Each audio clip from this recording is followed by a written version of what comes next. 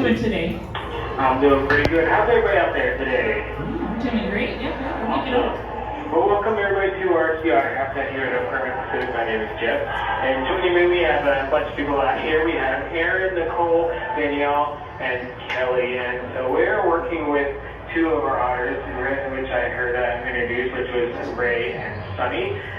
They are very new to the exhibit here, so Ray's still kind of getting used to everything. Sunny doesn't really care; she's good with everything. But so we're gonna be working on some of the training stuff for these guys here. So know that that'll be going on throughout our session here. Sounds good to me. Yes, lots going on here. So as far as what they're eating here today, by the way, so I already told you guys the fish, that's their neighbors, right? They're not going after the fish. No, we feed them things like shrimp, things like squid, clam as well. So they love, by the way, it's all human restaurant quality seafood. We spare no expense, of course, there. But Jeff, in their natural environment, though, they will eat some of that, but they also eat things called benthic invertebrates. Isn't that right?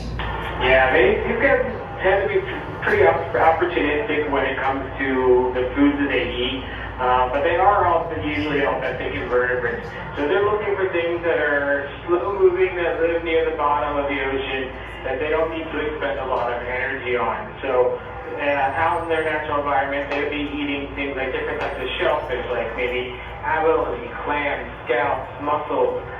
They could be eating things like sea urchins. They could be eating things like sea stars, sea cucumbers, maybe some types of barnacles, crabs, pretty much anything that they are able to kind of get a hold of that's not going to, expend too much energy trying to get. They're going to eat, and they're going to eat lots of them. So, which is really helpful because these guys definitely play an important role in their ecosystems that they live in, and being able to control the populations of some of those benthic organisms. Yes, exactly. Especially something like an urchin, as Jeff was talking about. Of course, if you don't know what an urchin is, it looks like a ball of spines, and then those spines was a hard outer shell, or inner shell, I suppose. So not many things can eat those urchins, and obviously we're not urchin haters. We love urchins, but y'all, they eat a lot of kelp. Okay, and that's really what the issue is if there's too many urchins, you get urchin barrens, which is a bunch of hungry, languishing away urchins that, well, they have nothing to eat themselves, right? So it's not a good thing for the urchins either. So that's where these otters come into play here. They're actually really smart. They can actually use tools.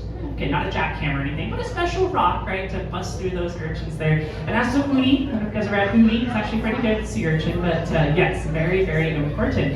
Now, Jeff, another thing I think is kind of fun about these otters here is just how much they eat, right? This is by no means the first or the last meal for them, is that right? Yeah, so this is probably their third, fourth feed of the day, so they've had a bunch of food already. Sea otters are going to eat